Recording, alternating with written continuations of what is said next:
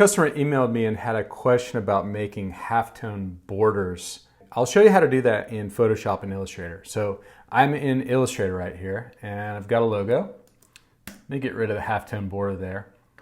And what I want to do is I have this black outline. I have it actually as a black fill shape behind this logo. So I'm just going to copy that and I want to go into Photoshop and I'm going to create a new document and I'm just going to make it 4000 by 4000 pixels RGB and go Command V, paste that in, and I want to scale it down to give it a little bit of breathing room. And what I want to do here is in our layers, let's flatten everything. So you can get a layer flatten.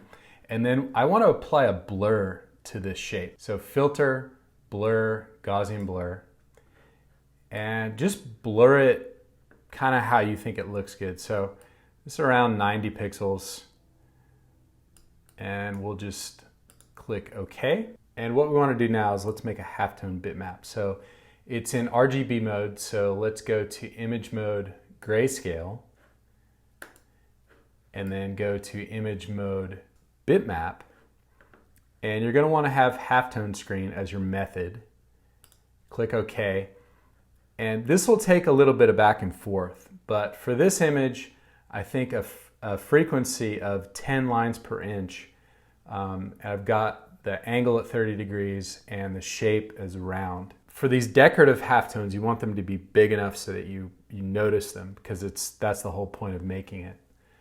So let's click OK, and then I can just go Command A, select all, and then copy. And let's go back into Illustrator and we'll go Command V and paste that in. And it's a nice bitmap halftone image right now. We could convert it to vector. I'll show you how to do that. But let's put it behind the logo. And the nice thing about bitmaps is you can assign them a color just as if they were vector. So I'm just going to assign it the background color and then add a little bit of black. And that's all you do. Now, if you want to convert this to vector, you can. So let's turn it back to black. I'm going to bring it back to the front here and do an image trace on it. And then go expand. And then double click on it to isolate everything. Select all the white and just delete. And let's select all the black and then go select same fill color. And select inverse to make sure there's not any extra little paths in there. There aren't, but if there were, we would just hit delete. And now we can put that halftone vector behind the logo. And we can scale it appropriately. So that's how you do that. And again, we can recolor this the same way we did the bitmap.